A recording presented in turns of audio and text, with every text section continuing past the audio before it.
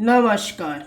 भगवान श्री कृष्णा आज कुछ इस तरीके से दिखते हैं, लेकिन आज से 4-5 हजार साल पहले भगवान श्री कृष्णा जी को किस तरीके से दिखाया गया इस वीडियो में हम देखेंगे। लेकिन आप सोच रहे होंगे शायद आज से 4-5 हजार साल पहले कैमरा किधर से आया, क्योंकि कैमरा तो हाल में ही 1816 में इन्वेंट हुआ है। लेकिन हजारों साल पहले भी इस तरीके का कॉइन बनाया जाता था, इस तरीके का टेराकोटा प्लेट और दूसरे तरीके का सील भी बनाया जाता था और पत्थर के ऊपर उकेरा भी जाता था तस्वीर। मैं इस वीडियो में आपको उसी तरीके का पिक्चर दिखाऊंगा जो वेल डॉक्यूमेंटेड, वेल फैक्चुअल चीज है और जिसका लिंक मैं भी डिस्क्रिप्शन में दे दूंगा, जिससे आप इसका ऑथेंटिसिटी चेक कर पाएंगे।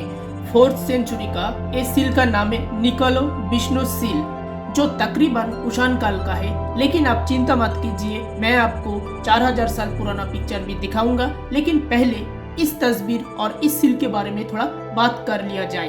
तो सबसे दुख की बात है कि ये सील अभी भारत में नहीं है, ये ब्रिटिश म्यूजियम में है। और ये सील मिला था आज का जो गांधार रीजन है, बेसिकली जो पाकिस्तान अफगानिस्तान, इस रीजन में ये सील मिला था। इस सील को पहली बार ब्रिटिश काल में अलेक्जेंडर कैनिंघम पब्लिक के सामने लाए थे। इस सील के ऊपर आप देख सकते हैं कुछ लिखा हुआ है। इस सील के ऊपर बैक्टीरियल लैंग्वेज में लिखा हुआ है मिहिरा विष्णु शिवा।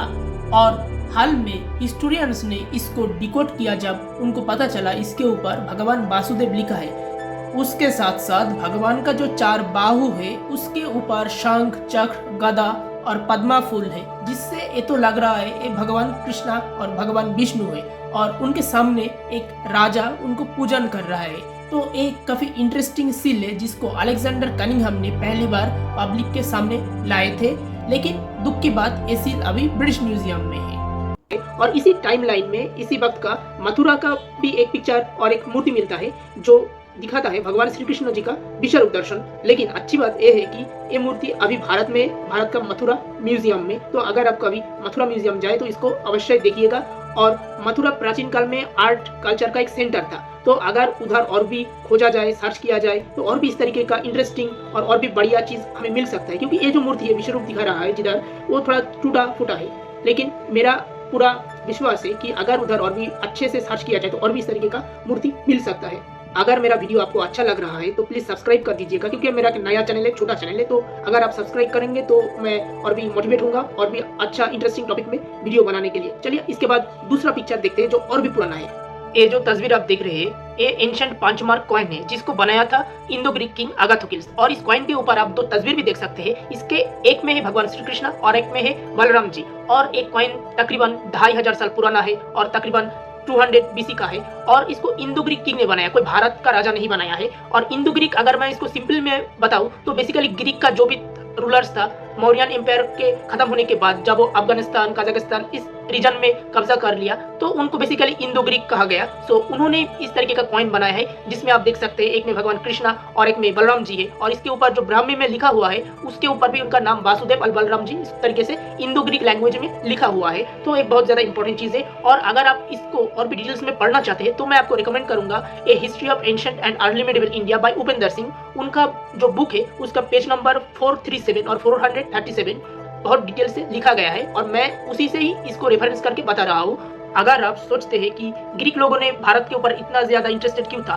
भारत का रिलीजियन और कल्चर के ऊपर उतना इंटरेस्टेड उनका क्यों था, तो मैं आपको बता दूं तब का इंडिया कम्प्लीटली डिफरेंट था। तब का इंडिया का जो साइज था इतना बड़ा था कि अभी का जो सीरिया है उतना तक इसका एक्सटेंशन था और कल्चरल एक्सचेंज बिजनेस चलता था, जिस वजह से दोनों के अंदर एक सिंक्रोनाइजेशन और कनेक्शन था, जिस वजह से ग्रीक लोग अपना बहुत सारा एम्बेसडर भारत में प्रेरण करते थे। जिस तरीके का एक एम्बेसडर था जिसका नाम हेलियोडोरस, जिन्होंने मध्य प्रदेश में एक गांव है व्यासनगर जिधर एक विष्णु मंदिर बनाया था, लेकिन वो अभी डिस्ट्रॉय हो चुका है। लेकिन उसका एक पिलर अभी भी खड़ा है जिसको कहा जाता है हेलियोडोरस पिलर। और खुद को भी कहते थे मैं परम भगवत हूँ। इसके साथ 5th सेंचुरी BC में सीरिया तक भी बहुत सी ऐसे जगह था जिधर भगवान श्री कृष्ण जी का पूजा होता था। उधर ऐसे बहुत सी पैलेस था जिसको आईसिस ने तोड़ दिया, जिसके अंदर भगवान कृष्ण का बहुत सारी पेंटिंग थे, लेकिन आज उसको डिस्ट्रॉय कर दिया गया है। चलिए आप देख लेते हैं तकरीबन 4000 साल पुराना मूर्ति। लेकिन आपको एक बात बता दूं, आप ये एक्सपेक्ट मत कीजिए कि ये 4000 साल पुराना मूर्ति अभी का जो मूर्ति है और पिक्चर और पेंटिंग उसके तरह दिखेगा, क्योंकि ये 4000 साल पुराना है, 100 और 200 साल पुराना नहीं है। तो ये बात आपका माइंड में रखिए। तो ये जो मूर्ति आप देख सकते हैं ये एक महाभारत का सीन है जिधर भगवान श्री कृष्ण और अर्जुन जी को दिखाया गया है और सामने 4 जो घोड़ा है इस चैरियट और रथ को खींच रहा है। ऑक्सफोर्ड ऑथेंटिकेशन सर्विस ने भी इसको कंफर्म कर दिया है कि ये एक महाभारत का सीन है जिधर भगवान कृष्णा जी को दिखाया गया है। इस बारे में 2019 में भी द हिंदू न्यूज़पेपर में एक आर्टिकल आया था, आप इधर देख सकते हैं। लेकिन जो दुख की बात है वो है ये जो आर्टिफैक्ट और जो मूर्ति है ये अभी के लिए सिंगापुर में एक आर्ट डीलर के पास से भारत में नहीं है।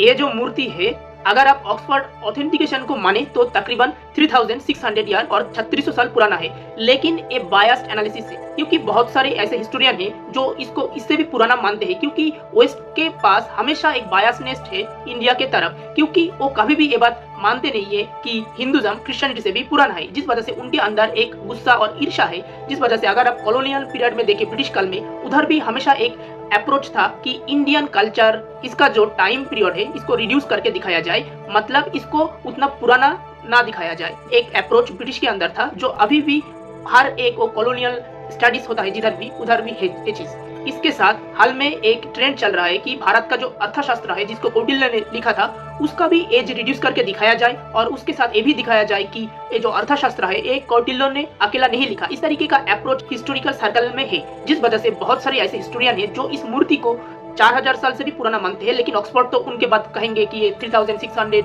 Year old. अगर हम भारत में हर एक प्राचीन स्थान जैसा का मथुरा, गांधार रीजन अभी तो पाकिस्तान में है, उसके साथ साथ अगर कश्मीर और नेपाल, इस बॉर्डर एरिया, हरियाणा, पंजाब, कुरुक्षेत्र, दिल्ली, इस एरिया में और हस्तिनापुर एरिया में अगर खुदाई किया जाए इससे भी पुराना चीज मिल सकता है। और द्वारका को अगर देखिए इसके ऊपर अगर ठीक से स्टडीज किया जाए तो बहुत बढ़िया तरीके का आर्टिफैक्ट मिल सकता है। लेकिन हम हमेशा चीज को इग्नोर करते हैं, इसका अहमियत समझते नहीं है। दूसरी बात, हम हमेशा अनऑर्गेनाइज तरीके से कभी भी किधर भी मकान खड़ा कर देता है, बिल्डिंग बना के रख देता है, जिस वजह से ये जो एंशिएंट साइट है वो दब के रह जाता है, वो बाहर नहीं आता है। ये जो आर्टिफैक्ट जमीन के अंदर ही रह जाता है। इस वजह से पब्लिक को भी एक ऐसा अप्रोच लेना पड़ेगा जिससे इस तरीके का पुराना आर्टिफैक्ट को और भी खुदाई करके निकाला जाए, सेव किया जाए और एंशिएंट जो धरोहर है उसको संभाला जाए। तो अगर आपको वीडियो पसंद आया तो चैनल को सब्सक्राइब कर दीजिए, क्योंकि मेरा छोटा चैनल है, पहले ही बता दिया था। Thank you.